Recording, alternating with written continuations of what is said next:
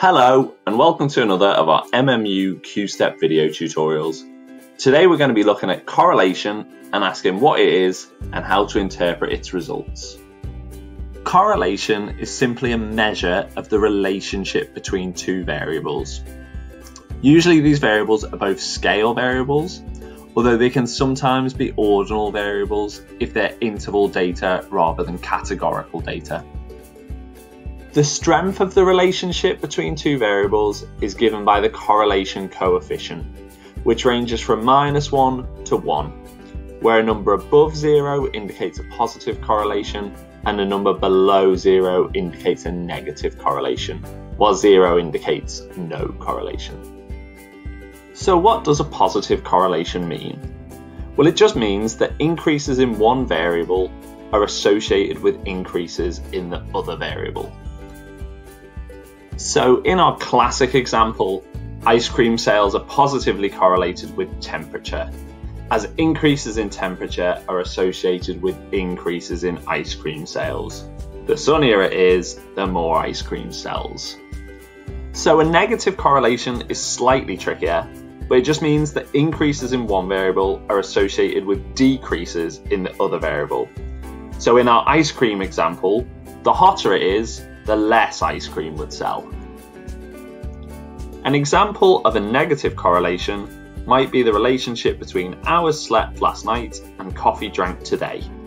So increases in the hours you slept last night are associated with decreases in the amount of coffee you drink today. So lastly, a correlation coefficient of 0 indicates there is no relationship between your two variables. So to see why we might need correlation, let's look at an example. This is Claudia, the CEO of a huge global delivery firm. As an incredibly wealthy owner of a slightly evil multinational company, there's one thing Claudia loves to think about. Two things Claudia loves to think about. She likes to think about how she can make her company more productive.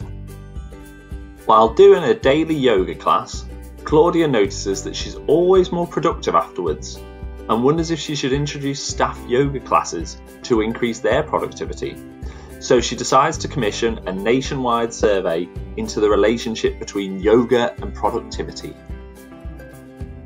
From the survey, she has the independent variable, hours spent doing yoga a week, and the dependent variable, which is a work productivity score. These are both scale variables, so she runs a correlation with the hypothesis that there will be a relationship between these two variables. First off, she looks at the p-value for her correlation. If this is above 0.05, she would fail to reject the null hypothesis, as there is not a significant relationship between the two variables. However, if the p-value is below 0.05, which Claudia's is, then she rejects the null hypothesis and accepts the research hypothesis that there is a significant relationship between yoga and productivity. Claudia then looks at the correlation coefficient to determine the strength and direction of the relationship. Is it a positive or negative correlation? If the coefficient is above 0, then that indicates a positive correlation, where increases in time spent doing yoga are associated with increase in productivity. If the coefficient is below 0, that indicates a negative relationship, where increases in time spent doing yoga are associated with decreases in productivity. Claudia's correlation coefficient is 0.36, which is above 0, indicating a positive relationship between yoga and productivity. All she needs to do now is report on the strength of this correlation, which, judging from her handy guide, is a medium strength correlation. So based on the results of her correlation, Claudia calls a staff meeting to tell them the news they've all been waiting for. Yoga for all. So hopefully you've learned a bit about what correlation is and how we might interpret its results. Thanks for watching another of our MMU Q-Step video tutorials, and we'll see you again next time.